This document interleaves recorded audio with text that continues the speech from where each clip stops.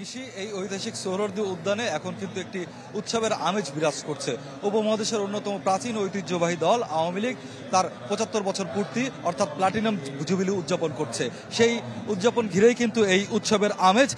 বেলা ৩:৩০টার কিছুক্ষণ পরেই আওয়ামী লীগ সভাপতি ও প্রধানমন্ত্রী শেখ হাসিনা এই সোহরাওয়ার্দী উদ্যানে মঞ্চে এসে উপস্থিত হন। প্রথমেই তিনি দলীয় সাধারণ সম্পাদক ওবায়দুল কাদেরকে সাথে নিয়ে দলীয় পতাকা এবং জাতীয় পতাকা উত্তোলন করেন। এরপরেই বেলুন উড়ানো হয় ও পায়রা উড়ানো হয়। শান্তির প্রতীক পায়রা উড়ানোর পরে প্রধানমন্ত্রী শেখ হাসিনা এই যে মঞ্চটি আলোচনা সভার যে মঞ্চ নির্মাণ করা হয়েছে সেই মঞ্চে কিন্তু কেন্দ্রীয় নেতাদের নিয়ে তিনি এখানে আসন গ্রহণ করেন। এই মুহূর্তে একটি সাংস্কৃতিক পরিবেশনা চলছে। কিছুক্ষণ আগেই আসলে এই সাংস্কৃতিক পরিবেশনা শুরু হয়েছে। এখানে নাচ গানের মাধ্যমে কিন্তু আওয়ামী লীগের যে দীর্ঘ পথ চলা সেই পথ চলার ইতিহাস কিন্তু তুলে ধরা হচ্ছে।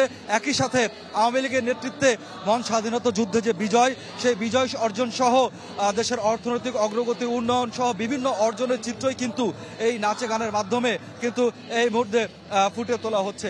এবং এরই মাঝখানে আপনি কিন্তু দর্শকদেরকে জানিয়েছেন যে দেশের বিভিন্ন প্রান্ত থেকে কিন্তু আওয়ামী লীগ নেতাকর্মীরা এই আলোচনা সভাস্থলে এসেছেন এবং তারা অধীর আগ্রহ অপেক্ষা করছেন কখন আওয়ামী লীগ সভাপতি ও প্রধানমন্ত্রী শেখ হাসিনা তার বক্তব্য রাখবেন এবং আগামী পথ চলার দিক নির্দেশনা দেবেন।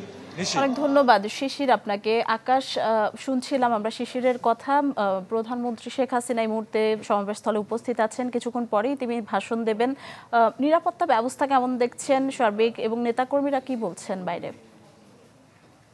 নগদের কাছে সব গ্রাহকই প্রিয়, তাই তো সারা দেশে ক্যাশ আউট চার্জ সবচেয়ে কম। প্রাচীনতম একটি রাজনৈতিক দল বাংলাদেশ আওয়ামী লীগ আজ তার ৭৫তম প্রতিষ্ঠাবার্ষিকী, আর এই প্রতিষ্ঠাবার্ষিকী উপলক্ষে ক্ষমতাসীন দলটি কিন্তু বেশ আয়োজন করেছে। আমি যদি আপনাকে দেখাই যে এখন টিএসসির চত্বরে আছি আমরা, ভেতরে তো লোকে লোকারণ্য হয়েছে, বাইরেও কিন্তু এখন এখানে নেতাকর্মীদের পদচারণায় মুখর হয়ে আছে। এখনও আমরা দেখছি দূর দূরান্ত থেকে অনেক নেতাকর্মী এখনও আসছেন, তারা মিছিলের স্লোগানে কিন্তু চারপাশ মুখরিত করে রেখেছেন। আর আমরা যারা আসছেন তৃণমূল থেকে শুরু করে বিভিন্ন পর্যায়ে নেতাকর্মীরা অনেকের সাথে কথা বলেছি, তাদের একটি কথা যে বাংলাদেশে আওয়ামী লীগ সরকার আছে বলে দেশের উন্নয়নের ধারা অব্যাহত আছে, আর এই আওয়ামী লীগের কারণেই কিন্তু স্বাধীনতা যুদ্ধে আজ বাংলাদেশ একটি স্বাধীন দেশ হতে পেরেছে বঙ্গবন্ধুর নেতৃত্বে। সেই দিনটিকে আসলে সবাই স্মরণ করছে, বঙ্গবন্ধুকে স্মরণ করছে, সবাই মিছিলের স্লোগানে সেই দিনগুলোই এখানে আসলে তুলে ধরতে চাইছে। আর যদি বলে রাখি, সার্বিক পরিস্থিতি নিয়ন্ত্রণের জন্য কিন্তু এখানে পর্যাপ্ত আইন শৃঙ্খলা রক্ষাকারী বাহিনী মোতায়েন করা আছে।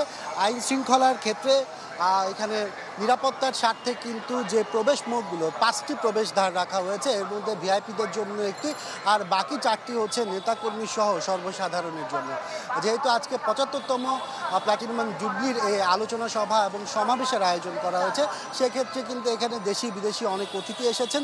বাংলাদেশের বিভিন্ন রাজনৈতিক দলের নেতাদেরকেও কিন্তু এখানে আমন্ত্রণ জানানো হয়েছে। নিশি, অনেক ধন্যবাদ আকাশ আপনাকে।